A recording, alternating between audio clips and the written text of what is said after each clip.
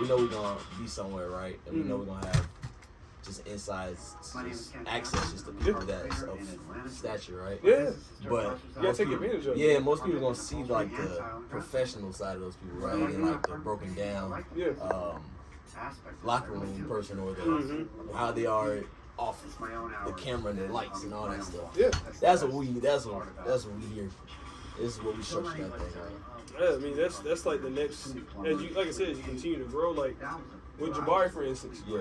Like a lot of people saying, oh, Jabari not playing well. Like, you know, they're saying, oh, some teams should probably go trade for him. Man, get young boy time, man. But now imagine like he goes from like how this season started off slow, and then he turned it up, and then he's like, you know, all, like 30 all something pro. the other day. Exactly. Then he becomes an all pro. All season he's back here. And it's kind of like, hey. Yeah, we gonna run that back because he was saying? one of our first ones that we did. Because then too, like now people have seen what he can do, and he's been blowing up a little bit now. So that opens the door for more. And then could you imagine, bro? You get Calvin Johnson over here. You get him talking about like his, like talking about like his stuff, like what's going on with him, like going with like weed and whatnot. Then you bring in Shaw's brother, and then like both of them talking about the weed industry, bro. That one, it opens up the doors for business opportunities because it's like, all right, you got two dudes that are talking about something that's about to grow. It's about to become much more regular, you know, all this stuff. You bring that in, then bro, it's a beautiful thing. That is true. It's a lot of stuff. I'm big on business. I think about that stuff a lot. I can't wait to see where you end up. I appreciate it. Cause I know where you can go, bro. And I feel like a couple years, bro. Hey man, I'm always working on something. It's like it comes down to networking at the end of the day. Yeah. It's a pain in the ass, but it's like it's funny. Also, I've been listening to J. Cole's thing lately. album? No. It's been he's dropping like a week, like a bi-week. No, not bi-week. We can talk about it on the pod. I'll talk about it on the pod. But it's like 2 days. Like he'll drop like every 2 days. He drops like a podcast episode. They're talking about from when he was a kid all the way up to kind of like the 2014, 14. Just talking about that, like chronicling that whole journey. Only 2 episodes have come out so far. One just dropped. The second one just dropped today. Yeah. Do you keep on sliding, Try the water bottle. You know what I'm saying? See, no, it's like it keeps sliding down. Sliding down. Like slant. It slides like this.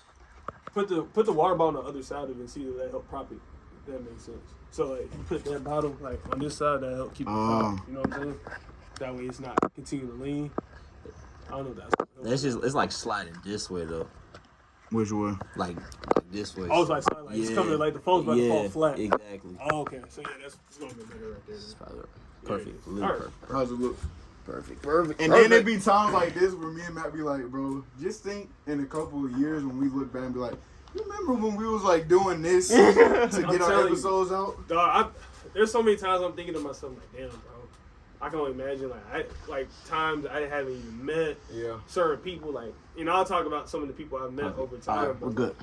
You know, it's crazy. Like thinking about.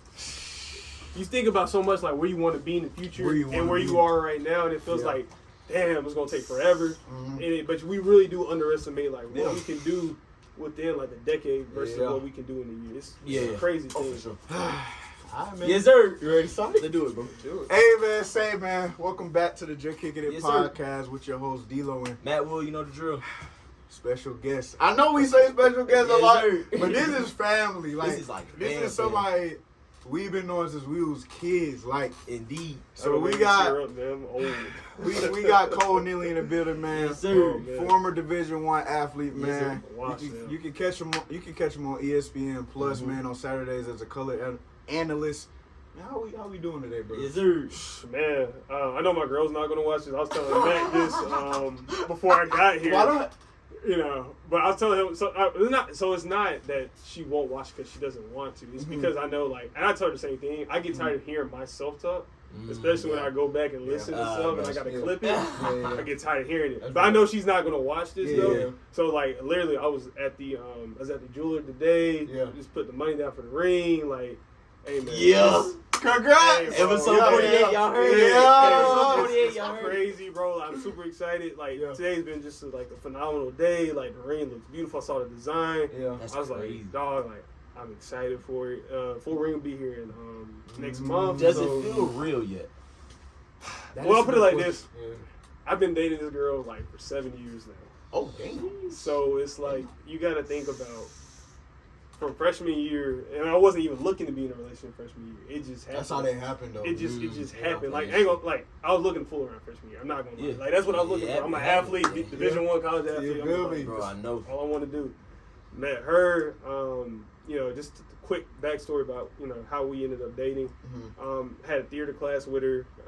There was another girl that was also in that same class with us, and I had 3 other teammates in that same class. One just got married too, and we were looking at this one other girl because some girls like to wear certain like jean outfits in case you kind of like she letting it hang a little bit. You know what I'm saying? So I'm looking. I was like, we were talking about we looking in the same direction. So it happened. My girl sitting like a seat away from her, right? Yeah. And so she was thinking we were talking about her. We were looking at her when in all actuality we weren't.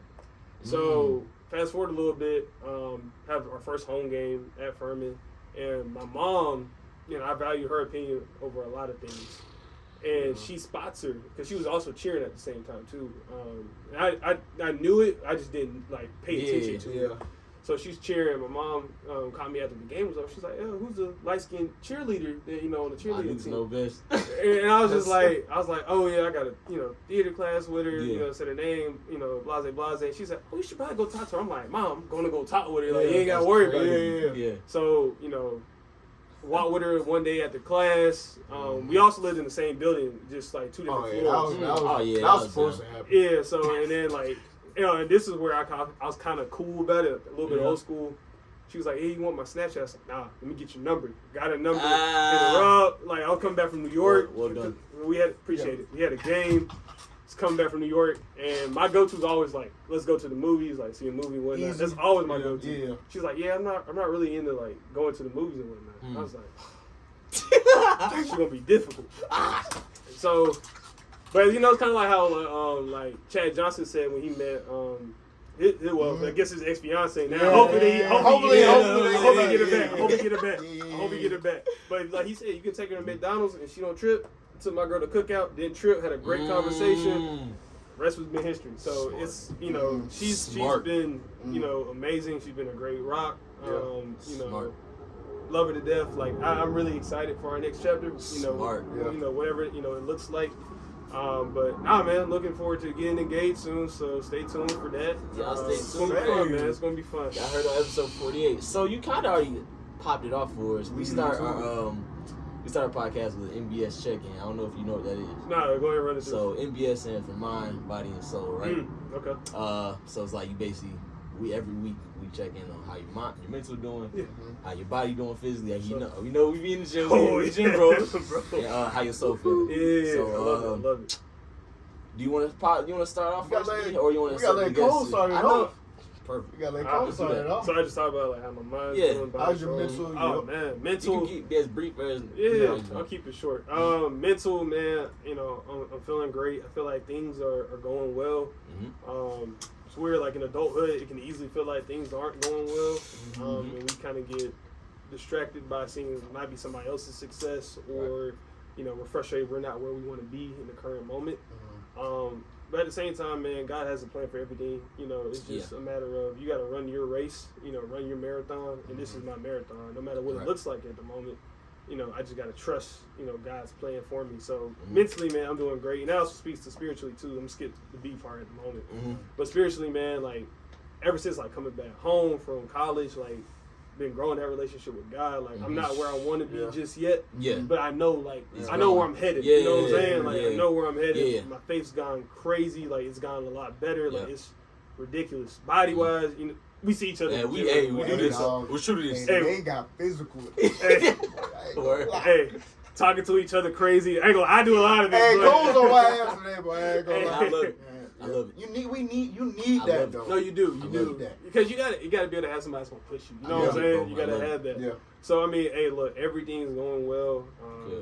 It's going. I can't complain right now. That's the one thing I'll say. I cannot complain. I'm very blessed to be in the situation I'm in right now. That's amazing, bro. And I'm glad you brought up that, like, you're not where you want to be, but you're glad like the trajectory that you're going, like the progress that you made, bro. Because that's something that we kind of forget sometimes. When we're in it, it hurts when you're in it. Like it hurts like a mother when you're going through it, but it sucks.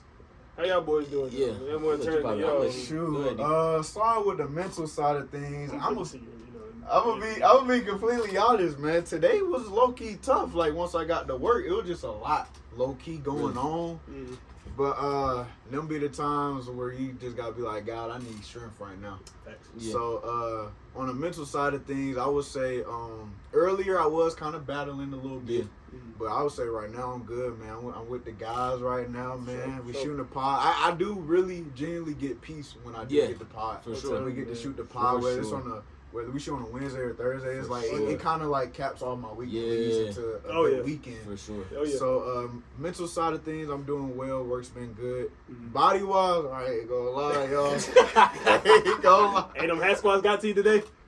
The hat squats, and when we was doing the Bulgarian squats. Oh, the holes at the bottom had us doing. We ain't do them holes last week, bro.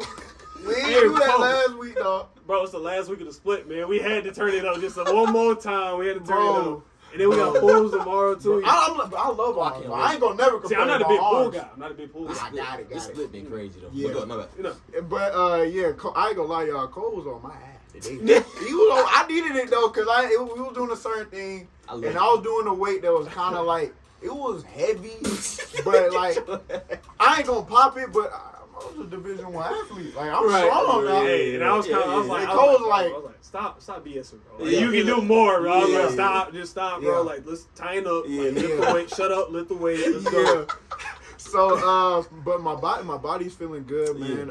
Back-to-back days in the gym. I'm gonna be there tomorrow. So, just been trying to find my consistency with that. You know, once you retire from the game, bro, you gotta find a new motivation. Cause it ain't for playing time anymore. Like while you in the gym, it's like my motivation now is like when I go to the gym, my days be so much better. Like at work, bro. And I'm way sharper, bro. Yeah. So like that's kind of my motivation now. So my body is good, and then my spirit is strong. It is continuing to grow, and kind of what you were saying. I'm not where I ultimately want to be with my relationship with God, but it's definitely improved, and it's always gonna be ebbs and flows with your relationship with God too. That's what y'all gotta remember. So that's why you always gotta stay prayed up. And Matt knows this, but earlier I would say when I was back at school, I would like get my verses and do a breakdown every day. But you know, sometimes with things you gotta switch things up. They might get stale a little bit. Yeah. So now I kind of switched over to like I would like read a verse for the day to myself. But now I'm kind of just having like a conversation in my notes. So like I start off with thanking God for certain things, and then I'm just asking for stuff or just simply talking to him about things. So my relationship and my spirit right now with God is strong. It's strong, brother. Good. That's strong, amazing, man. Good. That's amazing. My NBS check-in, man, I'm gonna be brief. Mentally, man, honestly, it's very it's at a peaceful state right now, where like I don't feel you know, sometimes even with working, we feel like we be trapped with like in the cycle, like a hamster wheel. Like, or if you have a routine or something, you feel like you're in a hamster wheel, and you kind of need like something to change or something like that. I feel like I'm at a place now where mentally, where I'm like free to create, and like stuff is just flowing, like ideas or popping, like stuff like that now, and it's not feeling like I'm just doing the same routine stuff day to day. That type of deal, which I've been waiting for a long time, because I feel like I've been at that place, just especially with work. Like I feel like I've been doing the same thing, and sometimes even though you're really progressing, but it's like sometimes you feel like you're not. You know what I mean? It's not nothing. It's mundane a little bit. You know what I'm saying? I get so exactly. So recently, like I've been feeling like I've been having a whole bunch of ideas, just different stuff I'm trying to do, and just different ways to progress in all aspects of my life pop off. So mentally I'm good, man. There, body, man, I'm great. I'm amazing. I've been doing this for a minute. The only thing I wish is, I wish the gym opened earlier. Because I wish it opened at 4 like it used to. But it used to open at 4. Yeah, barely used to open at 4. Like when we were a senior of high school, it opened at 4. And I say that because every Wednesday I've been missing the gym because I have to get to where I got to get to earlier. And I don't have time, so I have to work on the back half. But Body, bro, I'm good. Like consistency has just helped a lot. Oh, yeah. Like, it's kind of like you said, it just helps your day, gets your day going. Therapeutic. Yeah, really. Like you can even tell the difference when you don't. Yeah. So yeah, it's good there. And then spirit, man, I'm just repeating what they said, man. It's not where it want to be, but I feel so good on the trajectory that it's going, because it's been times where like I feel short. You know what I mean? Oh, Like, yeah. I feel very short, but like really over the past, really since middle of college is when it's like I started to develop more of a personal relationship with God rather than just like knowing He exists and knowing He's Almighty. You know what I'm saying? It became more personal. Like, Now it's passive. you know what I'm saying? Yeah. Exactly. You know, so I get it. now it's just like you said, just trying to just find different ways to change the routine up of, you know what I'm saying? I have my own routine of like prayer in the morning and then having different talks throughout the day. But I'm trying to change something up with my own relationship with God to like not like change my faith. It's just change how I practice my faith. You know what I'm saying? Just on the routine. Sometimes you need that change. So, man, it's good, bro. I mean, I'm just thankful. We talk about this on the podcast a lot. We talk about having an attitude of gratitude. Literally in everything you do, like having an attitude of gratitude, and it kind of helps in all aspects of your life, like literally all aspects. So I just try to keep it at that, man. For real. Valid. For real. Very valid. For real. So take a start for a second. we gotta go back to the beginning, y'all. Oh man. So Y'all know I was an offensive lineman. Way So back. CTE does play a part. CTE, baby. That plays a part. Them trenches, baby. Hey. So I might have had some concussions that I wasn't diagnosed with, but so I don't know. You're gonna have to really walk me back. Bro, them trenches get dangerous, bro. Brother. Hey, so we gotta take it back. Yeah, we'll see how far back I can go. We gotta take it back, man. So when you start playing ball? Oh man, see, that's what I'm talking about. No, seriously. I was just talking to my girl about this the other day. Thank you. I was just talking to my girl about this the other day.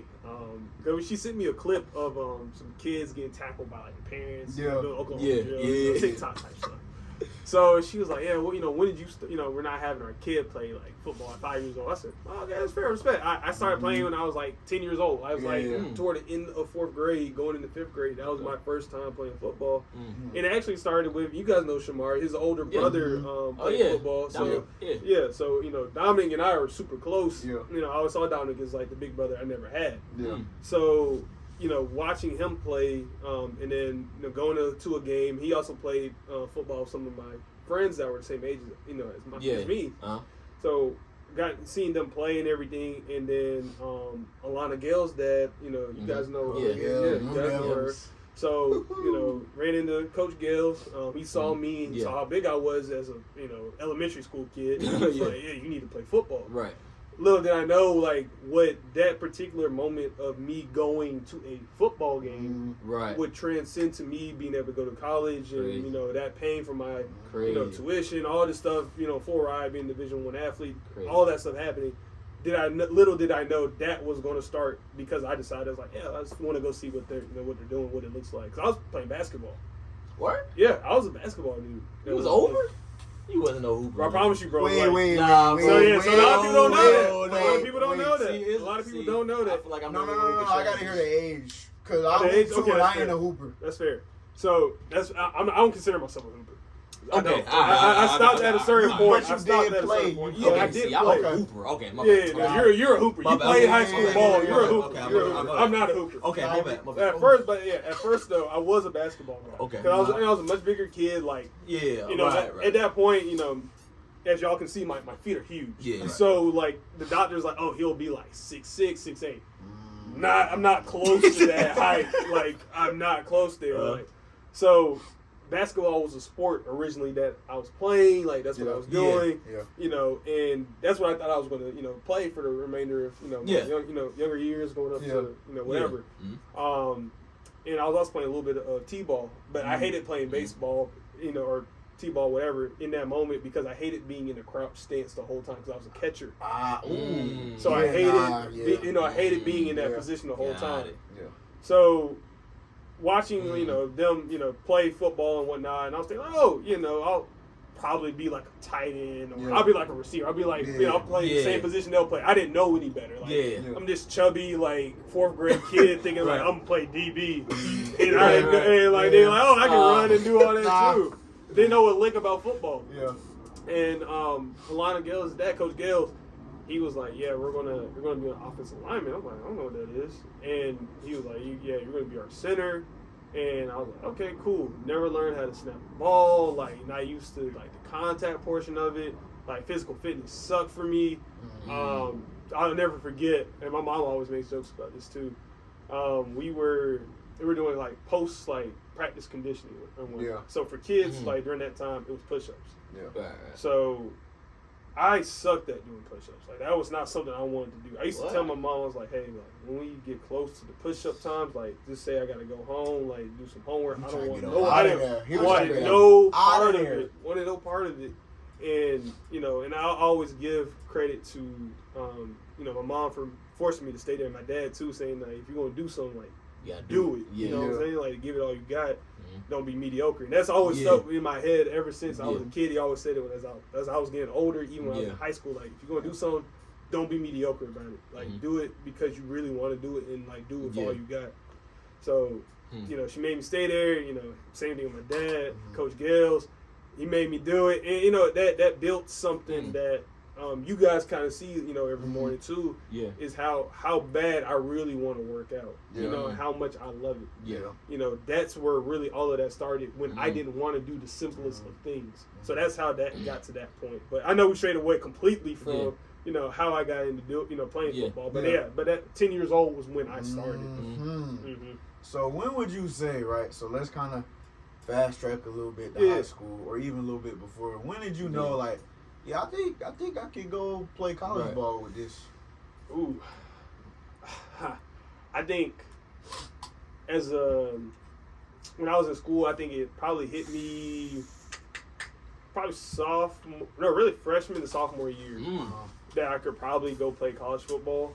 And the only reason it hit me then is because of the high school we went to, Sandy Creek High School. Yeah, I mean, it's very well known for putting out college athletes at that time. Megatron, like Calvin Johnson was still Megatron in the NFL. Like, you had Rajon Neal, you had Mike Hilton, like, you had all these dudes still playing like college ball, going into the NFL, all these, all this stuff. So I'm thinking like, okay, I can probably be one of these guys one day. That's when I, in my own like myself, that's when I realized I could get there. But looking back at it, I think the moment I knew for sure now as an adult that I could play college football was 8th grade, when my first year playing it for Flat Rock, and Coach Walker came out to our middle school championship game, and he watched us play, and he told one of the coaches specifically, like, he's going to be a guy one day.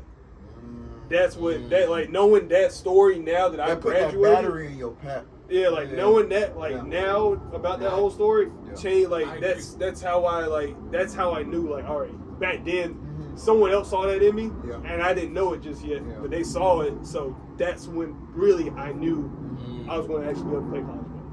Valid. I think that's the same with me, because Coach Walker did, like, I always knew that. Like, it's crazy you say that, because I was thinking about when I was in 8th grade. Because I always knew I was, like, good. I was always with the Wolves. Like, I was always in the pack, right? But I didn't really, like, as a kid, you always have doubt. Like, you always compare, like, that's just natural as, like, a kid, But when Coach Walker came across the street to us, and I don't know what game it was, but he literally just singled me out or something like that, and kind of said something similar, like, you're gonna be the next guy, that type of deal. And that's what I thought in my head, like, you could actually go somewhere with this ball. So, football, like, that's because I told you already, I was gonna play basketball. I was gonna play basketball in high school, and then Coach Walker really, when he said that, I think that's what kept me like, all right, I'm gonna keep playing 2 sports in high school, because I was just gonna be a hooper. That's crazy. Coach Walker, shout out Coach Walker. Hey, I'll tell you, one thing about Coach Walker, man, I'll go to a Noonan game, like, every now and again, man. Every time I'm there, it's just nothing but love. Like, I think they're still in the playoffs right now. I think everybody be in the second round. Like, the program they've struggled, like, the last few years or whatnot. But, man, like, when you have a guy that really cares about that community, you know, that cares about winning, like it's gonna carry you onwards. Like, Yeah. so I'm happy to see that they're playing in the playoffs right now. Mm-hmm. I don't know what kind of team they have. I haven't watched the game, Yeah. but it's kind of like those things. Like, even though like I'm not too far away from Sandy Creek, Yeah. like I haven't been to a game all year. Yeah. It's not because I don't want to go. Yeah. It's just like I get busy. Like, if Yeah. you guys know, It's like I'm life. pretty sure it's gonna come up Yeah. too. Yeah. Like I call games, so like Yeah. you know I gotta go travel, Yeah. or like I'm planning for like the next thing I Yep. gotta go do for sports. Yep. Yeah. So, you know, I always keep up with like, of course, where my stopping grounds are, and then also with a guy that I give a lot of credit that God blessed to, you know, be in my life at the Yeah. time, you know, to really be my coach and be my advocate for, you know, talking to schools. Yeah. And I have a funny story I'll talk about a little Yeah. bit later too when it came to my recruitment.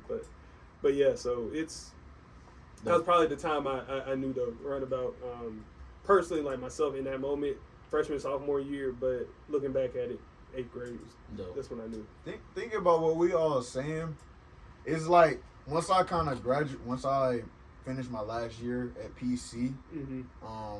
that's when I really started to notice how much impactful like a coach can be to your success and like not your job, but like how you view yourself as a player. Yeah. And I think back from my moment, it was when it was a playoffs. We was playing Stars Mill at Stars Mill, and I think I had 2 tugs, and my last one came. It was like basically like a game winner. Matt tossed it. Mm-hmm. I caught him, and we scored. And after the game, Coach Ross, y'all remember Coach Oh yeah, Ross? yeah. You talking about Skinny Ross or Big Ross though? Lil Ross. Lil Ross. Lil Ross. Yeah. So he just came up to me. He was like, "Hey man, I just want you to know you played a hell of a game, and you reminded me you look like your brother out there." And I just know how my brother looked, and like just what he did throughout his whole football career. Oh man, But it's like when he was in middle school, in high school, and especially the playoff, especially the championship game. Yeah. I mean, of course, I know what he did. So it's like when he said that, I was like, all right, I think I could do something with this. If I could be viewed as the type of player my brother is, I was like, I bet. Yeah. So it's like how impactful a coach can be to like a player's success. Like it really does need to be talked about more because, I mean, you do have some coaches out here that, you know, not even necessarily if it's on purpose, but like they don't balance getting on a player versus building a player up. You know, some don't really understand that that whole thing. And man, I can tell you stories on days. Yeah. You know, at times like I absolutely hated my position coach. When I was at Furman. Absolutely hated him. Word. It was more of like it was like it's justified why, but it's like, you know, it definitely changed my whole experience. Like I did not want to, like I was really considering transferring from Furman because I absolutely hated playing under this man. He's not even coaching anymore. That's the funny part. Like he's a lawyer now, so it's like it's funny, but you know, like as a person, no problem with him. Love to do as a person, as a human being, as a coach. It wasn't. Just couldn't do it. Yeah. Everybody can't coach, man. Everybody cannot coach. Nah. So we talk about Furman, right? Yeah. So kind of walk us through your recruiting process and how we got to playing for how you say it, the Paladins? The Paladins. Paladins. Paladins. I've heard it said so many different ways. I never knew how to pronounce it. Oh, dude! When I was in like Alabama one time, we're going to Mississippi to see some family, and then I had a Furman like sweatshirt on. Yeah. And he said, "What's a Paladin?" And that was the first time I ever heard that, dude. I was like, "That's a new one right there." But anywho, man, my recruitment. So, we beat Furman, by the way. Sorry. Keep going. it's okay. Wait, hold on. If you want to really talk about this My bad, right now, I do didn't- you really want to No, talk you about keep it right going. now? Okay, we'll talk about that. I'll get My into bad. it. I'll get to it in a second. Anyway, so how this all started? 20 man, I'm about to really let y'all know some very serious stuff too. 20, I think it was 2015. 2015, I think it was my junior season. Yeah, junior season. I just been named. I was like full-time starter at that point. My first game was really good. We were in that Corky Cub Classic. Played a really good game that game. I was feeling good. Second game was it was still good, but it could be better. And then it's like my level of play just kept kind of declining a little bit. So we played Woodward Academy. That year. I've been watching it.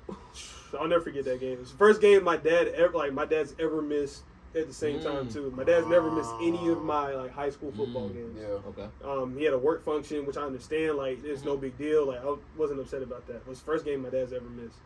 I probably had the worst game of my life. Like, I was playing tackle. And at that point, I was like tackle. Dude, I was like 210-ish Yeah. playing offensive tackle. Like, I really have like a lot of size on me at that Yeah. time. So like, I'm getting beat off the edge, like just messing up Yeah. on pass protection responsibilities. Yeah. Like, it just was not. It was a terrible game. Got benched, got sat. I think around like we were playing Fed High School as our last game for the regular season. The dude that ended up taking my job, when I got benched, he got hurt, had an ankle injury. So it opened the door for me to come back in and play and kind of just show like, all right, like, I'm a new player, like I can go from here. Because when I got benched, I mean, like, what am I, like 15, 16 years old? Humbling experience. Like, I ain't gonna lie, I was like, bro, I'm done. I don't want to play football anymore. Like, I was like, in my head was kind of like, I don't want to do this anymore. My mom was like, you don't want to play, you don't have to play. Like, you can go somewhere else and play. Like, it'll be all this and that. And I was just like, you know what? Just hang out here. Like, it is what it is. Like, it's not the end of the world. Like, we're gonna figure this out. Because I knew if I didn't start or I didn't play again that year, I at least knew my senior year, like, there's enough guys that are leaving that I would end up starting again. Yeah. So I was kind of like, all right, well, I'm gonna hang out, just let it, whatever happens, happens. Right. Get the job back, play really good against Fed, and play pretty good football throughout the playoffs. I think we lost in the second round, went to Bainbridge, played that game, and dude, that was by far my best football game ever. Bainbridge? Yes, by far my best football game ever. Yeah. We had like It was Parker Mallett, who's a teacher now at Sandy Creek. We had a double team block. He was playing tight end. We had a trade block. We literally drove a dude for probably like maybe 30 yards. And he came off the block probably about 20 yards ago. And I'm still driving this dude. And like, bro, killing him in pass protection, all this other stuff, bro. It was had a crap back block when that was still legal. Bro, it was. I missed when that block was legal. Bro, you remember? That was a tone setter, bro. Y'all remember? Like, yes, I don't know if y'all remember the punt. Oh my gosh, the punt play. No, it was a punt return. It was the punt return. Return play. Oh my god. Where they all like kind of running that like a little like Indian trail a little bit. Turn around. Yeah. So we had a play. It was kind of like an 8 reverse. It was kind of like an outside zone run or outside like run play. Yeah. And then the tackle would loop. He like kind of like he was veering up to the linebacker. He'd loop around, and then anything that he saw coming close to the ball carrier, crack him. I did that in practice to one of the guys on the team, and because I was like, you got to practice it because if you don't practice, wait. Practice, I did it twice. Yeah, But yeah, hey, look, you got to practice it. You got to. Was he a freshman? No, he wasn't a freshman. Probably like a sophomore. Probably. Alright. So hey, I get it. I get it. You mean you gotta get the experience. But anywho, first time I did it was at Noonan, and we didn't run it like again since then. And then we ran and we played Bainbridge. They didn't really. I don't know if we scored on that one. No, we didn't score on that one. Corey Banks couldn't get anywhere. Just everything fell apart. Was that for game? I don't think it was for the game. I think the last play though, because I was water boy, so it might have been. I think the last play we ran a reverse. Oh, see, that's CTE, dog. I honestly do not remember when that was the last player now. I really don't. I really don't remember that was the last player now. I just know we ran it. I remember seeing the highlights. Yeah. I had it on my highlights. Yeah. Anywho, but yeah, so, after that game, I was like, all right, I don't know if any school's going to come after me. Like, I don't know what the deal is. I don't know what's going to happen. My mom and my dad had a meeting with Coach Walker, like, during that time when I was benched. And they were just they wanted to get an idea, like, what does my future look like playing this sport? And he said, look, he's gonna be a Division I offensive lineman. Like, that's just what it is. Like, he's not going to be Division 2, 3, and nothing wrong with those, division or anything like that, but he's going to be a Division I offensive lineman. I just didn't know. I didn't understand, like, when they said that. I didn't understand the vision because it's like, dude, you just benched me. Like, I don't know how am I supposed to feel. So, long story short, getting ready to end my junior year of high school, Jacksonville State ends up offering me a scholarship. That was my first offer. In like the summer, we did some camps and whatnot. We went to a camp at Furman too. They didn't offer me, but it was a different coaching staff that was there. Really loved the campus. I was like, it'd be cool to come back here, but it's like, I probably won't ever happen. So I completely disregarded Furman. and then Western Carolina, we went up there. They said, yeah, we'll keep an eye on you. It was me, Savon, Simmons, Parker, and Javen Halls. We all 4 of us went up there. Coach Sweeney drove us up there. Yeah. They said, we'll take a look at you, whatever. So Jacksonville State was my only offer for a good minute. Then Eastern Kentucky came in. They offered me. And then it was just like they start coming in. Yeah. They start coming in. And then at a certain point, I was kind of like, all right. I got to start thinking about making a decision. Yeah. Right. So my 4th offer was Elon University. And the offensive line coach Roboleski, he was really cool dude. During that year though, that team they stunk. Like they sucked. And I was like, bro, I don't want to go play for a losing program. Like I don't want to go do that. Like, I'm coming from now Sandy Creek. Come from Sandy Creek. I come from Sandy Creek. I don't want to play with a losing program. Yeah. And so I was very turned off by that. I didn't really like the campus when I was there. And I'm not bashing Elon at all. Like Elon's a great school, great communications department, great sports department, whatever. I just something in me was like, nah, bro, that's not it. Yeah. So as time goes on, playing the season and whatnot, I'm thinking like, all right, we're gonna make this playoff run. We got a good team. I'm thinking like, our quarterback's gonna deliver. We got receivers, we got running backs, offensive line playing great, defense playing good. Like we finna make a run. Yeah. And then I decommit from Elon going into the second round of the playoffs. We didn't lose in the second round of the playoffs. So I'm just like, well, dang. Like, I'm thinking, like, I'm finna have all these opportunities, like, all this film against some of these other schools. Yeah. Because I think we're going to play Jefferson County, like, the next week. Third round. And they had this defense. I'm playing center at this point, too, this whole season. And they had this like nose tackle that ended up going to Georgia State. I played against him at some point when I was at Furman, which was crazy. And I'm thinking like, all right, I had time, never got to play that game, obviously. So I lost out on that opportunity. And by that time, I had already decommitted from Elon, and I was looking at my options. It was either Wofford or Air Force. Wofford K for life.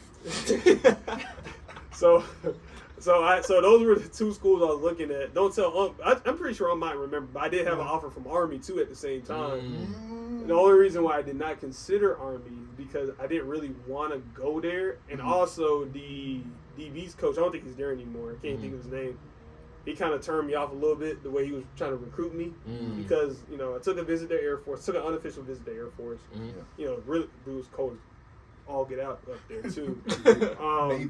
They're playing Colorado State, and I'm not gonna lie, their recruiting pitch was beautiful because they're like, hey, you come here, you'll do maybe 10, not even 10, like 6 years in the military, whatever, and you'll be set for the rest of your life. My dad ate that up. He was like, you can't ask for parents love that. Oh, he was like, that's what Navy was telling Drazen. Yeah, like you can't beat that. That's a beautiful opportunity. It's perfect. I was like, I don't know if I want to do military. Like Coach Walker kind of like a military dude at the time. So I don't want this again.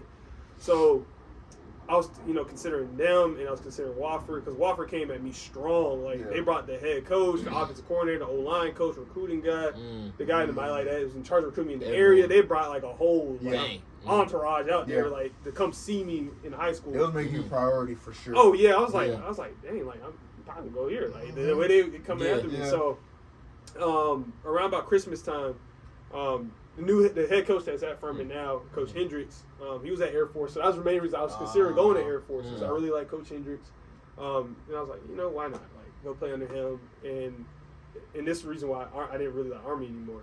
The Army guy telling him was like, yeah, I'm gonna narrow it down to Wofford and Air Force, and I was like, yeah, I really like Coach Hendricks, this, that, and the third. And this is less for young kids too. Like, don't commit to a school because of the coach, because you never know if that coach is going to be there when you get there. So Coach Hendricks leaves, the Army guy, he's telling me all this. I'm like, oh, he didn't tell me this. Like, I didn't know this. This is new to me. So I'm thinking like, okay, I didn't hear anything else from Air Force after he left. And they were like, yeah, we'll still recruit you, whatever. Never heard anything from them after that. So then I'm like, all right, I'll just focus on Wofford. That seems like the best offer. So Christmas time comes around. Coach Hendricks gives me a call. He's like, yeah, I'm on my way to this bowl game right now. I just took the head coaching job at Furman. Do you have you seen it? Have you heard of it? I'm like, yeah, I went up there for a camp and got to see the campus, beautiful campus, all this, that, and the third. He said, okay, well, how about this? I'll offer you a scholarship to come there. How about you come up for a visit, see if you like it. We're gonna show you a good time and you go from there. I was like, great. I'm gonna go to Wofford, and I told him like I have my Wofford, official first, and then we'll just come straight to you the following weekend. Right. So went to Wofford. Wofford was great. Really enjoyed it. the guy ended up meeting at Wofford, ended up being my roommate my first 2 years of college. Matthew Sachoka, so shout out to him. We're talking, and he was like, yeah, I got a Furman visit next week. And I'm like, oh, that's like me too. Right, so, yeah. And I was kind of joking when I said this too. I was like, wherever you commit, like I guess I'm gonna commit there too. Right. Might as well just be a package deal. Yeah. So he's like, I was joking about it. And he's like, all right, bet. So my Wofford official ends. They literally did not want me to leave without committing to them. Like, and the coach that was there, Coach Mike Ayers, like legendary coach at Wofford, military dude too.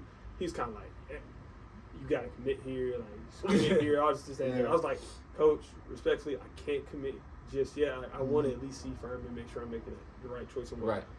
So I ended up going to Furman. Really love that official. There's some funny stories that I will not share for legal reasons about OI. That was a great visit. Nothing crazy bad happened. It was just a really fun visit. Guys were really great with me over there. It was beautiful. It was great. Right. So my soon-to-be roommate, he commits. And I was kind of like, oh, I love it. My mom loved it. That was a big thing. My mom loved it. So I was like, all right, we're just going to go ahead and do it. Committed there. And then that's how I became a Furman Paladin. Crazy. The whole lead up to that. Crazy. That was a story right there. It's an interesting story. I never really told it. Because we was with you on the team, of course. Your senior year, we was freshmen, but of course we didn't know all this. Exactly. Oh, yeah. Exactly. No one knows about the behind-the-scenes stuff that happens that leads to that decision. So, But that's how I ended up there. So we end up at Furman. Walk us through some of the highs, and then of course some of the lows of playing at Furman. Ooh, where do I start? I can start literally from when I first got to Furman. So we had a conditioning test, 110s. Had to run 18 of those guys. And this is what changed my whole perspective on working out and training. Yeah. Because I failed my 110s every single time I ran them until like the last possible day. Question. So the offensive lineman, was y'all running 110s or was y'all running 90s? No, we were running full 110s. Everybody was running 110s, like big skills. That's different. Bro. At PC, when we did 110, not to cut you off, but no, you're good. Receivers and DBs, of course, you running the 110s. Yeah. Running backs, quarterbacks, linebackers, you running 100s, and then Wait, what? They made the big boys run 90s. That's great. I never heard of that either. Charleston never did that. North Georgia State never. I never heard of that. That's new to me. That's crazy. Called bouts. That's what we did. That's interesting. Yeah, So, that was the first humbling experience, and also taught me a lesson about like preparing. For training and whatnot, and taking it seriously. That was the first hard lesson I learned. I came in like I tried, and this is another thing too. When my senior year was over at Sandy Creek, I was like 240. It wasn't a big dude, so I wasn't really like a Division I college like football size. I wasn't there yet. So I put on the weight the wrong way, so I just got fat. Like it was sloppy, didn't look good, all this stuff. So I get there. Of course, I burn off like a lot of that bad weight. It's not a good weight. Yeah, so I burn off a lot of that bad weight, and so I'm not really that strong. I'm not as strong as I thought I was. So like from camp, like I got guys like tossing me around in practice. Like it's embarrassing, bro. Like I know coach probably like what did we say? Like this dude stinks. Like why is he here? Like this is not the guy that we saw on film. Like So that was like there was some low moments with that, and then obviously as everything you adjust to it, you figure some things out.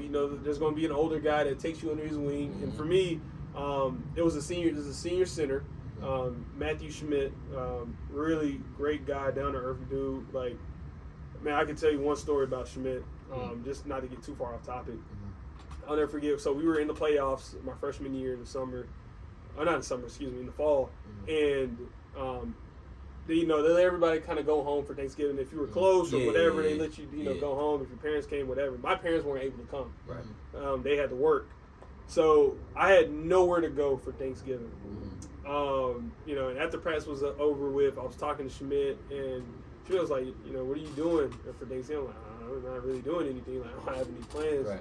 And he's like, all right, well, just come with me. We're going to go into the kicker at the time, Grayson Atkins. We're going to go to his house for Thanksgiving. It was me, it was him, like some other seniors and whatnot. We all went there.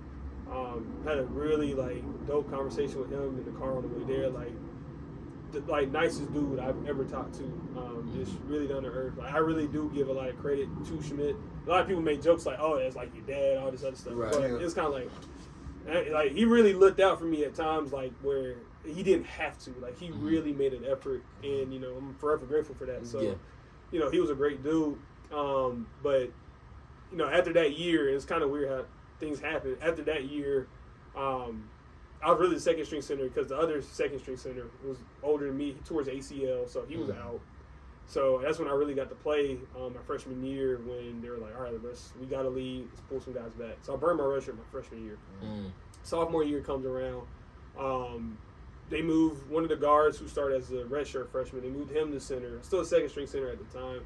Played against Clemson. He went against like Dexter Lawrence, all those dudes. I went against like Albert Higgins and all. You went against some guys. Yeah. And literally one of the plays that happened like when we were playing Clemson, like that center that started that game, he snapped the ball over the quarterback's head.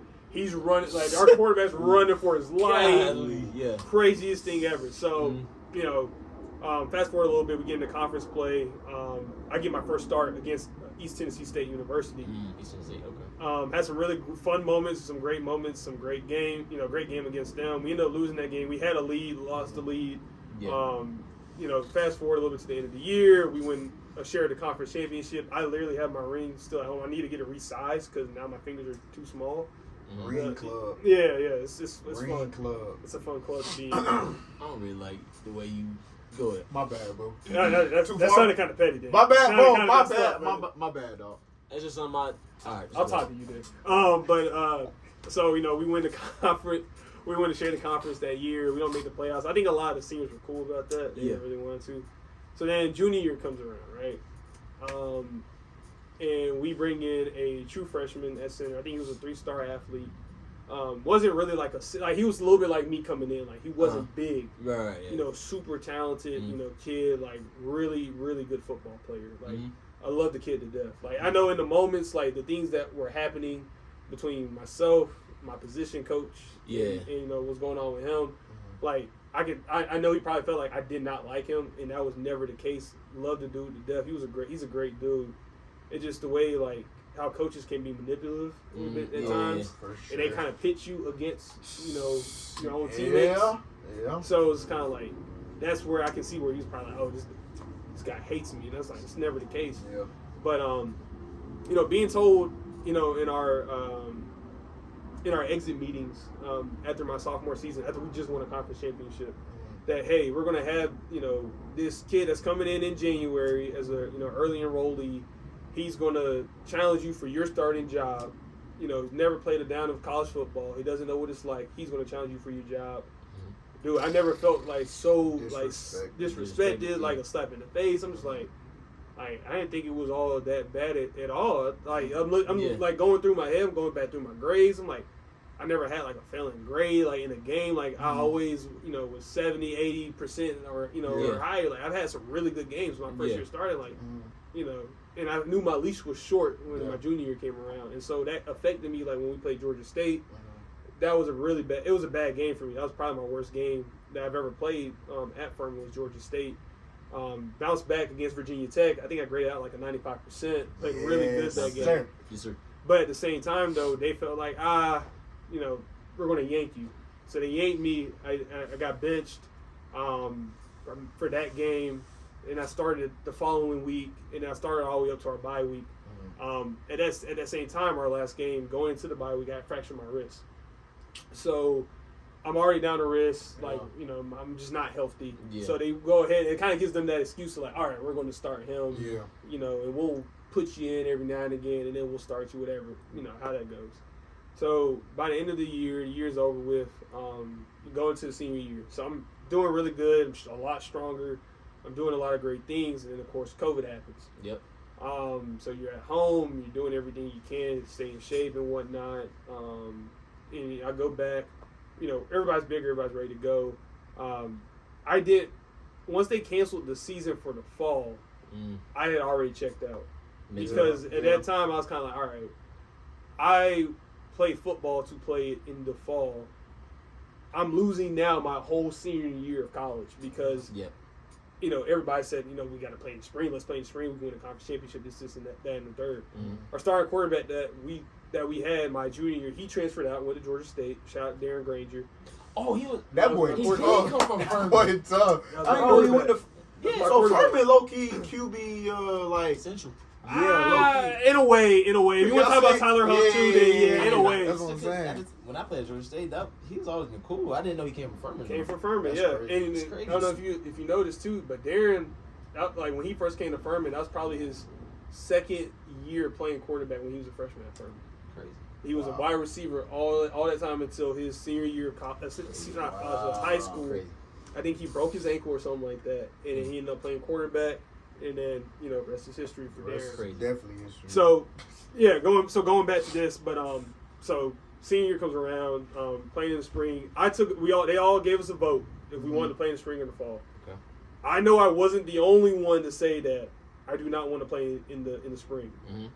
However, at the same time, I also have a responsibility and a loyalty to my teammates. So if they're going to play it all the way out, you know, I'm gonna see it through too. Right. Unfortunately, I messed up my groin at the same time during workouts, doing Bulgarian split squats. And I've been That's crazy. so scared to do those for like years. And then I finally got over it, like I think last year, I finally got over the fear of it. And I said, you know what, it is what it is. But I just could not do anything. Like it hurt to move. And so like my playing time was just pretty much complete. And I was pretty much just there just to be there. I was checked out. Yeah. So I was kind of like, all right, let me just start losing weight. I'm not going to come back for another year, you know. So I was like, all right, I'm done. So so just to kind of wrap this all the way back around, there's a lot of high moments in throughout that time when I was playing football, and the low moments that I had, because there's a lot of times I'm like, dude, I just don't want to be here anymore. You know, I want to leave, and you know, at the same time, like I'm dating a girl here, like I don't want to just leave her. And at one point we did break up, like my sophomore year, and that's when like my position coach was like, yeah, we're gonna have a guy come in here and challenge you for your job. I'm like, there's no reason for me to be here. Yeah, it was a lot going on. No reason for me to be here. Yeah. But so I'll give credit to an upperclassman, Jordan Willis, who's like another big brother to me too. Taught literally just about every single day. You know, brought me in one time, saw me walking from class one day. He's like, hey, just come over. Came over. Taught, let me hang out, like let me vent, all this other stuff. So he was like a true big brother to me. He was captain of our team, but true big brother. So shout out to him as well. But that's how like that whole like time of me being there. Like there's a lot of great moments, but there's some moments I was just like, bro, like why am I here? I feel like nobody really harps on that enough. Like coaching, like coaches, and having a good like upperclassmen teammates. Yeah. Like those are some of the two biggest factors I feel like for a collegiate athlete's career. Oh, for sure. Because like, even in my situation, like when I went to Charleston, right, it was really no head honcho at my position, so it was really a free for all. That's why I was able to win the starting position my freshman year. Yeah. But I always felt like I probably would have even stayed there, or I probably would have played football longer, honestly, if I had like someone to really look up to or like wrap their arm around me. Type of mentor deal. there. You know, so I feel like that's something that doesn't doesn't get pushed enough in the college sport world, I guess you could say, because. Bro, that mental side of the game, bro. I'm telling you, like, especially you not performing, or like a coach like starts playing like political games, because like if coaches are getting like three star athletes to come to their school and you're a small Division I school, it's a business, bro. They're making promises to these kids. Like, I've heard stories about how like dudes are getting promised to come to these schools and they'll instantly be starters. So it's kind of like you're literally getting sold out instantly already, and so like you're thinking like, oh, I must stink, and it's kind of like no, like. Coach already just told somebody else, you come here, you'll start, you'll play immediately. Like you can't beat that. They're playing chess, bro. You're a pawn. Yeah, you really are. Like you really are. If you gotta be one of the most important pieces for them to, really like. It's we can go into and that. It hurts a lot. It more hurts. I know. When you feel like you performed and then they do that. Yeah. Because I've been there at Barry, at PC. A lot of college athletes, they unfortunately go through ebbs and flows like that where they'll be performing and then the coach got a whole nother plan that ain't know about. Yeah, and thankfully I like my coach.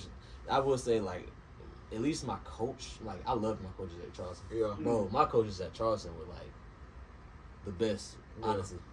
When it comes to like having the really family oriented. You know, most teams talk about family, I feel right? Yeah. But let's be real, like a lot of that time they'll get rid of you in an instant. Yeah. Oh, yeah. If it could be, but I felt like at Charleston they really had like I could look up to the coaches for anything. Literally. It was so comfortable. It was just the players wise. There was no real like head honcho, like no real big brother type of deal. That's valid. But that's something that I think that separates the good teams. Nah, Great it does. teams. It does. Changes the whole locker room dynamic. Yeah, bro. So, you know, it sounds like you had a maybe not a great, but a good college career. I would definitely say. I still say great. I still say Valid. great because College like football is it's being amazing. able to do it is a Bro, blessing. It's That's valid. a huge That's valid. blessing, but like that's what I'm saying. Like you can never let the low moments outweigh like the really high moments because like Matt said like when you have that kind of like that older player that's there have their arm around you and that bro it changes your whole experience while you're there. Like hearing like Jordan like talk smack in practice, calling us fat boys and whatnot, bro. Like that was fun. Yeah. Like winning on inside drill or winning like on reps and pass like 1-on-1s and pass protection. Like that's fun. Yeah. And then you think about the times where you win, like you're throwing water in the locker room, you celebrating. You win a conference championship, you make the playoffs. All those things, like I wouldn't change any of that for the world, regardless of like, the low moments of where I felt like I did get shafted. How I felt. Yeah. None of that stuff matters to what like we all accomplished. As Furman Paladins. What we were able to do. I wouldn't change a single second of it for anything. I won't even change like what happened with me and my position coach. I'd have all of that happen again to relive every single moment of that because like those are the moments I always think back about and I'm like, those were fun. Like I don't miss like the grind part of it. Yeah. But I do miss being in that locker room being with those guys. Like I wouldn't change that for the world. So I still say like at the end of the day, it wasn't good. It was great. It's still great. Valid. Very valid. So how do you use your college career and then you're like, all right, so how do I use that to go to now I'm calling games on Saturdays for ESPN? Yeah. Adult. Yeah. So this all started, as all things do, on a couch in a teammate's apartment. Yeah. So we were watching TV and my teammate Darius Moorhead, he was sitting there right next to me. We were, flicking through channels, and Furman had like their own little news channel and whatnot, right? They didn't have like a sports section at all. Yeah. So he was like, "Hey, why don't you like start a sports thing? Like, you want to be on camera talk about sports and whatnot? Why don't you go ahead and do that then?" So I was like, "All right, it's a great idea." Yeah. Right. So I hit up the department chair. She sends me to the woman in charge of doing all this stuff. Yeah. And so the idea for so this is where the idea started from. When Deion Sanders was still with the NFL Network, he used to do like the whole "if you ball, you get the call" thing, where if you balled out, you get a call, whatever for Sundays. So I was like, I like that idea. I'm gonna take it. So I was like, hey, let's do a thing called "if you ball, you get the call," where we do things for like athletes that ball out in their specific game, where they put up numbers. We go and interview them. So the first one we did, I think it was Mike Bothwell, who's at Furman. He made a really good shot. I don't know if he was. He was part of that team that went to the March Madness tournament. Oh yeah. Talked with him. That was the first interview. We kept doing interviews. Talked to Jordan Lyons, who was a prolific 3-point shooter at Furman, now an assistant coach at Navy. Did all these interviews. So that's how it got started. Of course, COVID happens as well. I had an internship with a news station that didn't fall through. Like that fell through. Like just things didn't line up. But I still knew that's what I wanted to do. Yeah. So I ended up talking to the new broadcast director at Furman that ended up producing the games, directing the games, and whatnot. I was like, hey, like this is what I want to do. Like, I want to my goal is to one day be on ESPN and be a personality and not just like calling games and whatnot. I want to be more than just that. Yeah. And he said, okay. But first, you got to learn everything that's on the technical side, like behind the camera, understanding the angles, all this stuff. So I did that for a good bit. During that that time where we weren't playing football in COVID, where it's like in the fall, kind of that colder time where basketball is actually playing. That's when I started to really do that stuff. And then once football season was about over, I called my first game, which was, I think it was women's lacrosse. Know nothing about women's lacrosse. I still don't to this day know anything about women's lacrosse. Pull that off, sir. Right. I still Wait a minute. Got it. Yeah. I don't remember any. It was a fever dream now. So we, I go and call that game. Didn't know much. I was like, so and so gets the ball down the field, hits the net, score for the Palace or score for whatever playing, whatever. So you just kind of keep it general. Like, and that was my first time ever calling a game. It was the worst game I ever called. I'm glad that I know the footage exists somewhere. That was the worst game I've ever called in my life. Then I thought in that moment. Then I ended up calling a softball game, and I don't know one dang thing about baseball. Bro, I didn't know anything about baseball. In a way, I was my first time being a play-by-play guy for softball. Yeah. So I didn't know anything about that. Yeah. And we had a guy that was working on the technical side too. That was back there, working not working the cameras, but working like replay and all this other stuff. He understood baseball, and baseball, softball have similar rules, considering they're pretty much kind of the same sport. Yeah. So he was the one, talking about the game, all this, that, and the third. Where I'm just like, so and so hits the ball, and it's a double, it's a single. Like I just did it. That's my first time actually doing like play-by-play. That's crazy. Yeah. Yeah, and then football season came back around. I graduated. The guy that was that's the director. I was a director, and he's not there anymore. He's at Georgia Southern now, which I ended up getting an opportunity there. We can talk about that later. But he called me. He's like, "Hey, like, you want to come work the football games?" I was like, "Absolutely." So I called 3 games up there. It was a big learning lesson because all I could really talk about was offensive line, defensive line play. Right. Which is great. However, like, that isn't good enough. Exactly. You got to be able to really understand like other things about the offense, the defense. Like, what defense are they showing? Are they showing cover 3? All right, if it's man coverage, is this corner playing in phase or out of phase coverage? Or like, what's this? Like, what kind of blitz is this linebacker coming on? Or like, offensively, what's the route or what's the combination? What's the scheme? Is it Hank? Like, what's going on?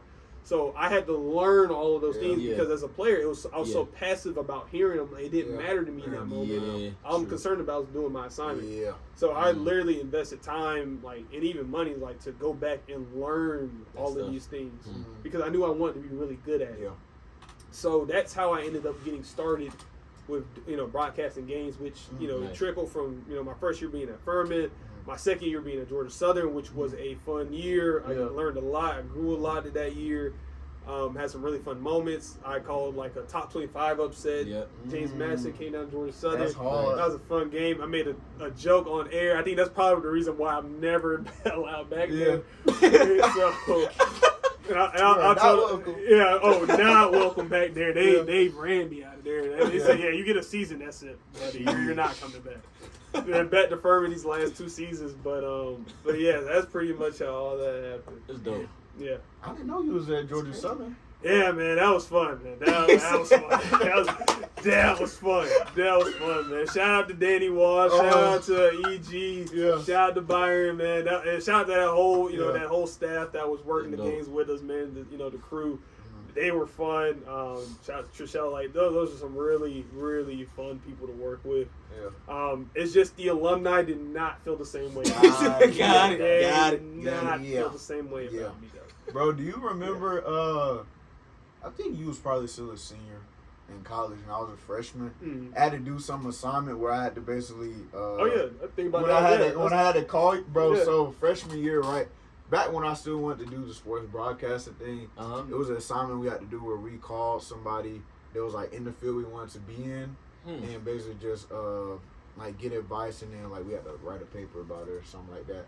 So I was like, who do I know that's accessible that I could call right now and I know can like talk to me? I was like, wait, Cole show is doing this. So, bro, Cole helped me with assignment. That's crazy. It's kind of crazy because I was that's like, so dope. When he hit me up about it, I was like, that's hard. I was like, I know he knows doggone well. I am not necessarily there. But he was enough. he was like, I guess like you're there enough. Exactly. You know, I was kind of That's hard. Yeah. I was like, I guess. Because I mean, at that time, like just to talk about that time in my life, like you know how long? Well, no, I wasn't even senior. I had graduated already. I was a freshman at Berry. So yeah, that's right. So he hit me up. And, like at that time, like I'm calling games and also like I started my own podcast. It was for the Southern Conference where I was talking about, which is strictly football, where I interviewed a lot of different players. You know, got to talk to some coaches. I was making predictions about how the games were gonna go. Yeah. So like that whole process, that's what I was doing at that time. Like I had no idea what I really wanted to do at that point, where I wanted to go with it. Yeah. You know, I was an intern still, where I'm working at now. Like it was just crazy. So when he hit me up, I was like, I don't know what I'm telling you. I don't know what to tell you. That's how, bro. I felt like that the other week when my auntie asked me to talk to somebody, just give them advice because they want to get into the film stuff. I'm like, it's only my first year. What's going on? So I mean, people don't hit me up talking about, like, can you give so and so some advice? I'm like, bro. I ain't even like I'm not on mainstream ESPN yet, dog. I have not hit ESPN. Like, I'm not there yet, but I just tell them like, hey, just network. That's all I can tell you. That's all I say. Network and then rely on your own ability. That's like just keep grinding this network, man. Just give people a reason why they should, go after you, or they should hire you for something. That's crazy. That's a wild time. Oh man, so we gotta dive into it. Yeah, go ahead, man. So last week I titled our last episode, "This is the craziest college football season." Now I'm gonna explain to you why I feel this way. No, I mean you're already right about that in the first place. I agree already. So I say this because I feel like this year, as far as my 23 years of living, has been like the year that every team is like on the same playing field. There's no dominant team. Not a monopoly at all. So like, what you think of this year, bro? Man, that transfer portal is beautiful, isn't it? Hey man, it is beautiful. Yeah. And NIL, God bless it too, bro. That's why I feel like I take it back. The transfer portal is beautiful for people that know how to use it. I was gonna say, or the NIL, that's like the devil walking the earth. Exactly. At the same time, it depends on how you look at it and how a school performs using it. Yeah, it's tough. It's either disastrous, or very beneficial. It's one of the two. It's not in between. It's not in between at all. It's one of the two. Because I mean, let's really look at it then, since we're talking about it. Let's look at Georgia as an example. Okay. Georgia wins 2 back-to-back national championships. Right. 2021, 2022. Mm-hmm. All right, playing really good football. First-round picks at a lot of different positions, right? Yep. They look like the big boys in like college football. Like they're going to probably run it like how Alabama ran college football for a while. Yep. Right? Okay. Michigan, a team that was struggling years, like for the last few seasons, all of a sudden, they're the team now. 2023 comes around. Yep. They're the team. All right? J.J. McCarthy, all these other dudes playing for that team. So now we look at this year, right? You could have never told me, and it's no disrespect to Coach Prime or anybody, at Colorado. Yeah. You would have never been able to tell me that, Deion Sanders would be able to take an 0-11 team and now turn them into an, I believe, 8-2 team now that has a chance to play for a conference championship by the end of the season. It's crazy. That's crazy. And where it all starts is, yes, he's able to recruit freshmen too, and I'm not saying he can't. He's done a fantastic job, but they also have that too. They have money. And they also have the right endorsements there to where they can recruit players. Yeah. And you also have a coach that's lovable, that can really connect with guys. It also helps. And another example I'll give you is Vanderbilt. Vanderbilt has solid money. This year. They have money. Yeah. And now that they can offer that to players that come there, and guess who they beat? They beat Alabama. They're in a lot of these football games now. They're a bowl team this year. Yeah. You would have never thought that. Because Vandy was a joke of the SEC. Yeah.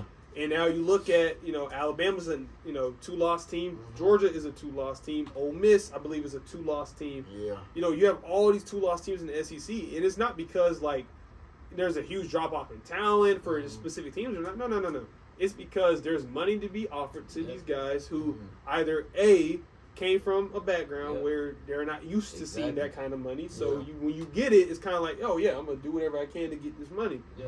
Or B, it's because it's like, all right, well, who has the high, who's gonna offer me the highest dollar? What am I gonna get the best benefit, the most bang for my buck? They'll get my services.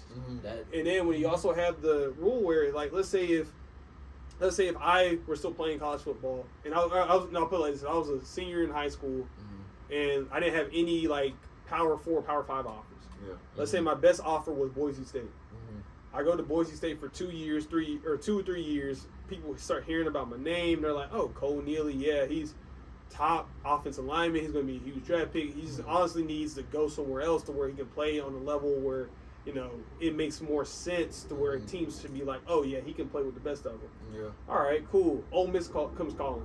Hey, Cole, we want to offer you $2.1 million to come here. We'll get you a truck, all this, that, and third. I've never seen $2.1 million. Yeah, you bet. I'm a transfer. Because at that point, I may have chose to go to Boise State because of like the school, because I really like it there. I saw something there, but now you're throwing money in my face. Yeah. And then people are already saying like, oh, he has a chance to go to the NFL. Yeah, all right, book it. I'm going to the SEC. Yeah. I do that, and you can see like a lot of people do stuff like that. Yeah. So it all comes from the portal playing a huge part of this, yes, but also the people that have the money to now throw in to their programs, the boosters and all this other stuff, to where they can do this now legally. Yeah. To where now it's kind of like, okay, now the teams that we don't expect to be good are good. BYU is an example. They're literally in the conversations to make the playoffs this year. Yeah. That's how this stuff happens. It honestly, watching this like as the season progresses is great for the sport because it keeps you on your toes because no one stands out. It's weird because some people say I don't like it. I'm like, I like it because it's like you really don't know who's gonna win on Saturdays. You don't. Here's my thing. One, it's become another prospecting factor, right? Yeah. And the dollar sign has become another prospecting factor. Yeah. And a lot of people thought it was going to like hurt the sport, which in some people's eyes it may. But the way I see it is like it's kind of creating a second pro. A second NFL, like a lower NFL. That makes sense. Like no, you're right because you can see a lot of things changing with the game already. I mean, like in the FBS, guys are having like the quarterbacks have like little signals that they give. You know what I mean? Same thing. So because of sign stealing, see how like the green dot. Everything is starting to transition toward the NFL. It is entertaining, and I think that's what. Some people might argue that college football is better than NFL, but I feel like argument. I would say so.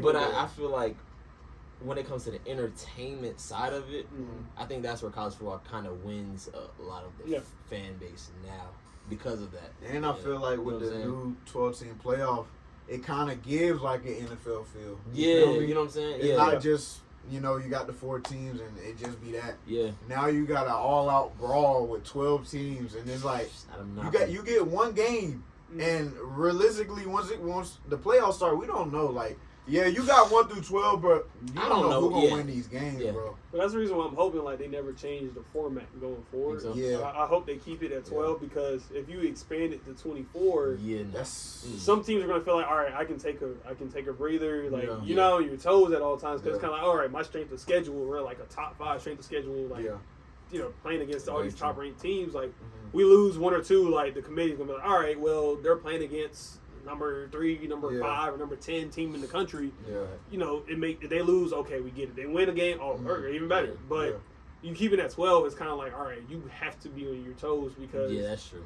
If you're not, you're gonna miss out on the opportunity. Like if you lose 2 games, you're probably already out the door. Yeah. But unfortunately, if you're in the SEC, it's possible. SEC is so weird, bro. So weird. You got Ole Miss 2 losses, Georgia 2 losses, Bama 2 losses. And then at the top, you got A&M and Texas. Like, who would have thought, bro? Because I mean, like I don't know if Texas and A&M play each other this year, but if they, that's what I'm saying. If they don't, it's kind of like, all right. So we telling me we're going to see a Texas and A&M like SEC championship game? That's crazy. But then it's like, how much does that game even matter though? Because they still gonna put in UGA if they win out. They still gonna put in Bama if they win. They are.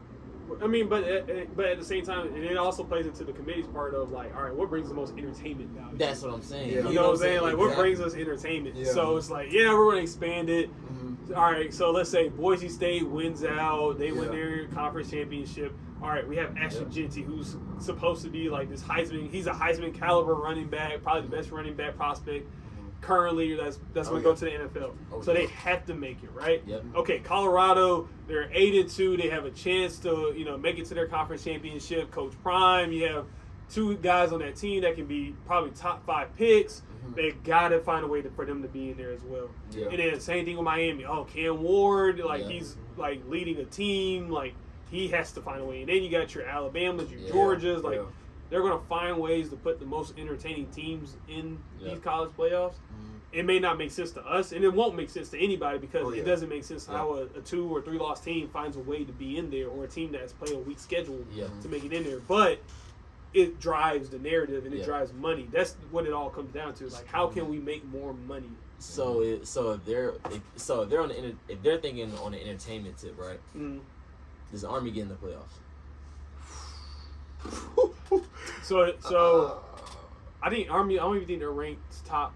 They're not even ranked top 15 right now. They're like 24. So Army won't make it in, and then Army's going to have a whole case why they should. I know they're gonna have a whole case why they should make it in. But the reason why they won't make it in is because no one wants to see that offense. Because we passed the time of just triple option, of just regular standard old wing T triple option, of just handing the ball off and pitching. We passed that point to where now we move past to like guys actually playing in the shotgun, throwing the football, all this other stuff. So, and there's no disrespect to Army at all. It's just that their offense doesn't bring that same entertainment factor that a Alabama offense may bring, or an LSU offense may bring, or a Texas offense may bring. You don't have those well-known players that really stick out. You don't have them at skill positions. Your defense. There's nobody on that defense that we say, oh, that's a day 1 pick or anything like that. Yeah. So it kills teams like that. Like I'll put it like this, if Indiana beats Michigan, they play Ohio State. They beat Ohio State this Saturday. Indiana has an even better case because one, it's interesting to watch Indiana make it in because they're not only are they undefeated, their head coach just got extended. And the way he's recruited and brought people in from the portal to just instantly be plug and play, and how they're successful so far. Very true. You want to see that all the way through because you don't want to be like, all right, wow, they beat Ohio State, that's great, but we don't think they're going to be a top 12 team. No, I think that's complete BS. They are a top 12 team. I think that it's more of even if they did lose this Saturday, I think no matter what, they got to be in. I think they really do. I think they should be in, regardless if they win or lose this Saturday. I think they should still be in. Agreed. I don't see the entertainment factor if they're not in. I don't think there's anybody else in the back end. Maybe some people were saying maybe you can make a play for South Carolina. I don't think so. Maybe you can make some plays for some other schools that are kind of back there too. I don't see it. But I think Indiana should be in there. I just personally how I feel. In the Big Ten, I feel like it should be Ohio State and Indiana. I think those are your 2 teams that probably should be in there. Of course, the SEC is the SEC. Georgia. Wait, no, Oregon? Oregon is they are part of the Big Ten now. Yeah. Oregon is undefeated. I think you got to keep Oregon in there too. Yeah. I think so. Oregon. I'm not. They're one right now. They are one, but I'm still not fully sold on. But that's what I'm saying. It's not like they're unbeaten, but they haven't like. But they beat Ohio State. So you know what I'm saying. So if Ohio State loses this weekend, then they got. But it's like they struggle on Saturday against Wisconsin. So it's like. But I mean, we've seen a lot of good teams struggle. Wisconsin's always solid. Yeah. And I've always told people like, if you want to have a championship team, sometimes it's best for you to lose early in the season because it brings you back to reality. That's it's kind of like that. Yeah. We can be beaten. Because once you have that mindset of like, okay, we've lost and we know what it feels like, you don't want to ever lose again. You don't want that same pain. So that's why I'm always an advocate of if you have a really good football team. And I said this about Sandy Creek for this team this year. Like they're cocky right now. They got to lose a game before they get into the playoffs because it snaps you back into reality. It's like, okay, we can be beaten. Yeah. Because now you're not as invincible as you thought you were. Yeah. And then it makes you want to play that much harder because you don't want to feel that same taste in your mouth anymore. Right. You don't want to have that feel of defeat. You want to be like, all right, we're going to win out because we like this feeling. We want to keep it going. Just like if somebody if you like drinking, or if you like, or put it like this for the kids out there, you like working out. Yeah. We love that feeling of, training our bodies. We love like the strain. We love the pushing ourselves to the limit. And then exceeding that limit because we love we have that same feel for it. Yeah. But if we don't work out that day, it's kind of like it feels like a loss. Yeah. Like we lost out on that day compared to when we work out. We feel like we win that day. So that's like how we see that is how I think teams should see what it's like playing in games. Like you should lose. Yeah. If you lose, if you were to lose, and there are undefeated teams out there, and that's great if you stay undefeated because that means you understand what it's like to win. Yeah. And you already know what it's like to lose. Yeah. But if you like lose a game, it's good because it snaps you back to reality. If you're staying undefeated, you gotta remember that we can lose at any time. So we're the hunted. We're not the hunter anymore. Exactly. Yeah. So it all changes. But that's kind of how I see like the whole college football landscape. Just to bring us all the way back in. Okay. So 2 questions before we get up out of here. Yeah. Give me right now. If you pick your top 12, like who you think is going to be in the playoff, give me your 12. All right.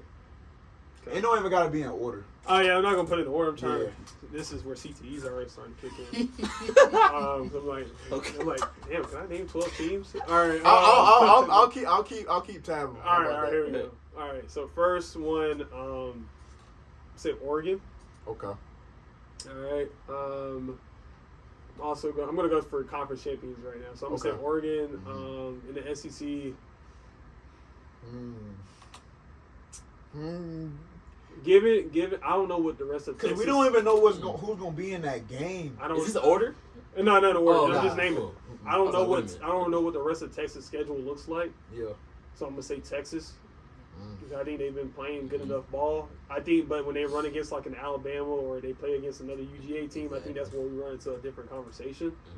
All right. Who else? The ACC. Ooh, Clemson kind of had a scare. Miami got they lost. SMU were really good too. I'm gonna say SMU. I think they're gonna spoil some things in that conference. I think SMU hard, bro. I think they're gonna. I don't know if you've been watching them, but they're unbeaten in the ACC. Yeah, I think they're gonna spoil some things. I'm gonna say them. Big 12. Let's go ahead and go with Coach Prime and them. I think Colorado. Yes, sir. I think they'll use up in there. Yes, sir. All right, so everybody else outside. So I think that's Boise. 4. Yeah, I think Boise is going to make it. I think Boise is going to make it. I think Alabama will be in there somehow, some kind of way. They have Oklahoma, and then they have Auburn as their last 2 games. Yeah. I think the Iron Bowl is going to be a tricky one because it always is a competitive football That's game. how it is, yeah. But I think I feel like they'll win. They'll win out. So I'm going to say Alabama. Okay. We at 7. I think Georgia's going to end up in there. I think it's going to be a 3 SEC team. They're going to have the most for sure. They are. They're going to have the most bids. I think if Clemson wins out, I think they can find a way in there as well. Over Miami. That's what I was going to say. Over Miami? I don't think over Miami, bro. So here's the thing about Miami, though. With Clemson, you kind of know. They played Georgia already to start off the year. Mm-hmm. I think they actually got embarrassed on national TV. They did. So you got to think about that. They did. But at the same time, though, Miami lost against a Georgia Tech team that was not ranked. That's 5-4, and they've been kind of teetering that line of losing games, literally just about every week. South Carolina, low-key. So they could. So yeah. I think so. So it could be Clemson or Miami. I'm gonna say Clemson. Dabo. I'm gonna give some credit to Dabo Swinney, but I honestly think Miami could end up doing it too. So either one, but I'm gonna roll with Clemson here. How many am I at now? You're at 8. 8? That's nice. All right. Ohio State will find a way in there. Oh yeah, for sure. Yeah. They'll find a way in there. I think Indiana. I was gonna say Indiana. I think Indiana will still find a way as well. Who else is left? Penn State is still top 4. I'm not sold on I'm Penn not State. convinced on Penn State at all. Yeah. Drew Alar, or however you say his last name. Yeah. Forgive me if I'm saying it wrong, but I'm not sold on him as a quarterback. He was a first round conversation at going into the year. He was a first round conversation. He's not. I don't even think he's a day 2 pick at this point. Ole Miss. Tennessee. They are both in the top 12. They are. Tennessee. I do love Tennessee a lot. I like Tennessee, but I don't think 4 SEC teams are going to make it. I think that's where they're going to go. Because we got Texas, Alabama, UGA. I think those are your. I think those are going to be your three. You said how many more I got? You need 11 and 12. 11 and 12. Mm-hmm. All right. I think Ole Miss might sneak in. They could, but I don't think they're going to get 4. I'll go back to your fact of they want. What do the people want to see? What's exciting? Well, if that's the case. Let's throw Miami back in there then. I think Miami Miami is because they're a one-loss team. Sure. Even though Clemson's a 2-loss team, they're still ranked. Miami. They could jump, and then people could lose too. So you got to think about that. I think Yeah. Clemson might find a way. They could not, but let's throw Miami in there, and then our last team. Who get that last bid? Get that last bid. You already said Boise, right? I already said Boise. That's the one I don't Group think 5 school. They're not gonna put in 2. I mean, you never know. Tulane, nah, they won't. They don't think they have any notable games. Yeah. There's one team I'm missing. I would have said LSU honestly, but they messed around and lost to Florida. Nah. A&M. A&M A&M is at the top of the They're at SEC. the top. So let's say they win out and It might then be. It might losing the SEC championship game. SEC's so weird, bro. It's so weird. But I mean, you're looking at like a 4 or 5 team. They gonna put in at least 4 or 5 for sure. It's the SEC, bro. You know how they value the SEC. You know that.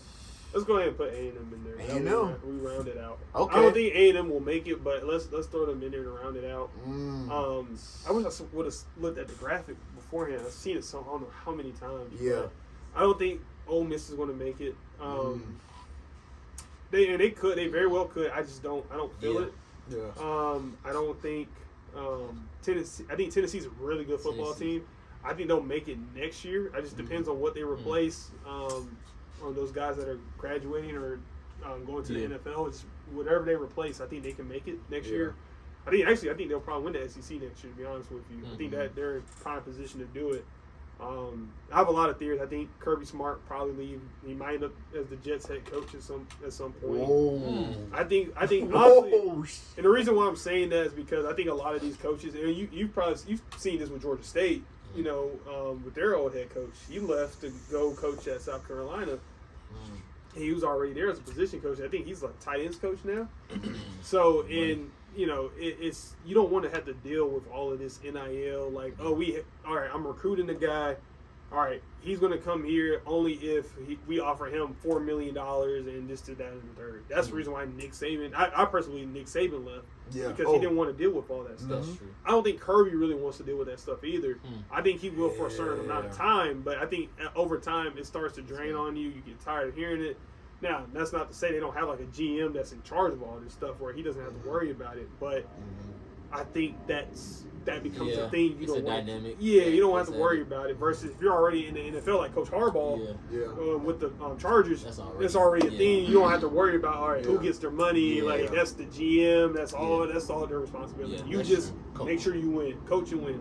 So I think Kirby could leave. I think LSU, they're not going to take a step forward. I think they're going to take another step backwards. I think they actually had a really good football team this year. Obviously, you lose Harold Perkins, and you have some other injuries. And Gary Nussmeier, he doesn't play, as well as he can or as he did at the beginning of the year. So all of these things, kind of culminate to where we are now. I don't think LSU makes it in. I don't think Ole Miss will make it in. I don't think Tennessee will make it in. Obviously, Vandy, South Carolina. I think South Carolina's going to be good next year, too. I think Lenore Sellers, I think they got a great quarterback in him. I think he's going to be really good. But I think the SEC is tricky, like you said. It's very tricky. It's super tricky. So we'll see how that works out. But I think those are my 12 at the moment. I heard it, 12. Yeah. That's a good 12. That's a good 12. That's solid. And who is your Heisman pick? Ooh.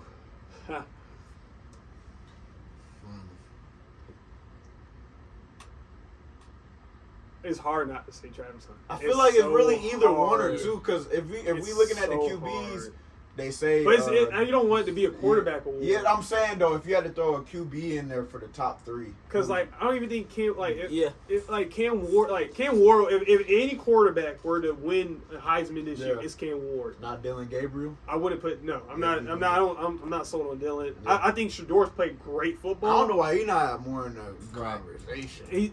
But I mean, so between those quarterbacks, the reason why I'm not saying they should win the Heisman is because let's look at last year's winner, Jaden Daniels. Jaden was prolific at every aspect of an offense. He could run with it. He could throw with it. He was fantastic. Cam Ward is a really good passing quarterback. However, he has shown he has tendencies that do not make sense, like throwing the football across his body, putting the ball in questionable decisions. He's shown that stuff. Shedeur, I think, is a really great quarterback too. I think that's 1A and 1B at quarterback for this upcoming draft. Yeah. I just don't think Shedeur's going to beat out Travis. I think Travis has shown outstanding numbers. I think playing both sides of the ball at a high snap count and then also having stats to back it up. I think that's insane. I think that's amazing. And then Ashton Genty would probably be my last Heisman. If you I'm gonna be completely honest. I know what you're and I want Travis to win. I think he's gonna win. Yeah. But if Ashton Genty was at a P4 school, he would win it. Yeah. He definitely. That's because you're putting up those numbers. Those numbers are insane. Yeah. But they put up a hell of a game against Oregon. They put up a hell of a game against Oregon. They had a chance to win that game, and they did it. That's their only loss of the year. So had they won that game, I think we probably we'd have a little bit different discussion because they beat Oregon. But I think right now, it's Travis's award to lose. And you know what's crazy? I think Boise moving to the Pac-12 in 2026. Yeah, so it's about to be back to the Power 5. I'm excited about that. There's gonna be a lot of schools. I'm hoping like North Dakota State will move up to either North or South. One of them schools. Yeah, they've been running the FCS too long, but I think it's about time they make the move. I don't know if they will, but I think it's definitely Travis's award to lose. I love to see him stay. Denver. I know you're a Broncos fan, bro. He loves it up. He loves it there. I don't think it'll happen. I think he's going to be in Jacksonville. Either them or maybe the Titans probably get a they're going to go quarterback. They're going to go quarterback. I think them and the Raiders. I honestly think it's going to be a real big fight for that number 1 pick. I don't think the Jaguars necessarily need it. I think it's going to be a battle between the Giants, the Raiders. The Titans, and then there's one more team, I think. And honestly, it could also be the Jets that end up fighting for another quarterback, too, because I don't think they're going to re-sign Aaron Rodgers. Oh, he got 1 year left. Yeah, I don't think they're going to re-sign him. So, unless they feel like Jordan Travis is the future at that position, they already have him. But I think there's, the teams that have picks 2, 3, 4, and 5 are going to be fighting for that number 1 pick. Yeah. That's what I'm seeing right now. So. And if it's not one of them organizations that got 1, Travis is going to go 1. Oh yeah, who got number 1 pick right now? The Jags right now. Yeah. Jags And that'll be Travis. That'll be Travis. Because they low key need him. They need a receiver opposite Brian Thomas because Brian Thomas is solid. Yeah. And then DB wise, well, they got Christian Kirk too, though, don't they? Yeah. Yeah. So I mean, they got weapons there. It's just. I don't think they should let Calvin Ridley go. I don't even know if he's really doing anything. I haven't paid attention to a Titans game really all year. That's true. Titans kind of. Yeah, but I think the Falcons made Will Levis look like he was good, so I blame us for that one. I think we just made Bo Nix look like prime Peyton Manning. Bo Nix good though. He the second best right now. He's playing like the second best rookie QB. For sure. Are they talking about he can win? He might. His numbers statistical wise are better right now. Oh yeah, they are. I mean, he's balling. So I mean, so it's. Yeah. I think whoever gets that first pick, and that's not to say that the Jazz could find a way to win some games toward the end. Because I mean, now you're gonna have guys coaching for their jobs. Yeah. So anything can happen, but I'm willing to bet the number 1 overall pick. I don't think it's going to be Travis. I think it's going to be a quarterback. Either Cam or Shedeur. I think it's going to be whoever can get that number 1 pick, whether it's the Giants, the Raiders, the Titans. Whoever gets that number 1 pick will have will be a quarterback. And you already know this. Shedeur and the Sanders family, they're gonna be particular about where he go now. No, that's fair. If I'm him. Obviously, I don't want to go to the Giants if I'm him. He's. I wouldn't want. Well, I don't want to bash the personnel department, so I'm not going to say anything. Alright, that's no comment about that. But, I personally, I don't think he wants to go to the Giants. I think he wants to go to Vegas. I think he wants to be a Raider. I honestly think that's what he'll end up at. I do too.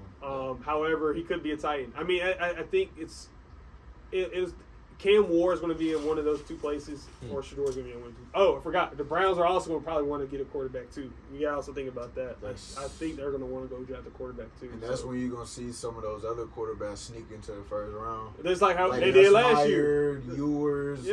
You think Carson Beck can still go first round? He's a day 2 guy now. I think the last few games have kind of made him a day 2 guy. Now, that's not to say he could play himself back into a first round pick, but I think he's a day 2 guy. I don't know if he really wants to be an NFL quarterback right now. Yeah, valid. Yeah. Hey, man.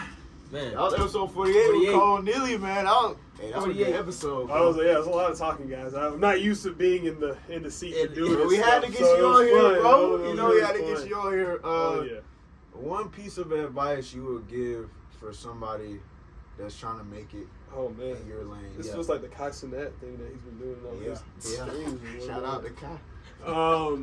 Man, let me get tight to the camera. Look at you, beautiful people watching this right now. Stay persistent.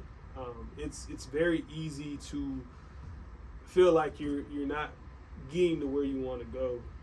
As I was telling these guys before we start recording, J. Cole actually dropped like a 10 episode kind of like podcast docu-series starting I think 2 days ago. Second episode just dropped today. I've been listening to it. Probably gonna listen to it as soon as I leave and get back in the car. And listening to his story, he's talking about when he was in the pouring rain, he was giving his mixtape to Jay-Z. Jay-Z literally looked at him and said, "Why are you giving this to me?" And he's like, I don't want this. And Cole, in that moment, when he first saw Jay-Z come up in the pouring rain, in his head, in that moment, he was like, okay, this is the moment. I'm about to get signed. Like, they're going to hear it. And once they get upstairs, they listen to the tape. They're going to send somebody down here to come get me. They're going to sign me, all this, that, and the third. J. Cole said that's not even how it even happened in the first place. It didn't happen, nothing like that. So they're like, bump Jay-Z, this, that, and the third, And over time, the right person ended up getting that tape. And he listened to it, and he was trying to tell people to like go back, listen to this tape. Like, this is a really good rapper. And at that time, like, rap was kind of dull at that time. It's kind of how it is a little bit right now. It's dull.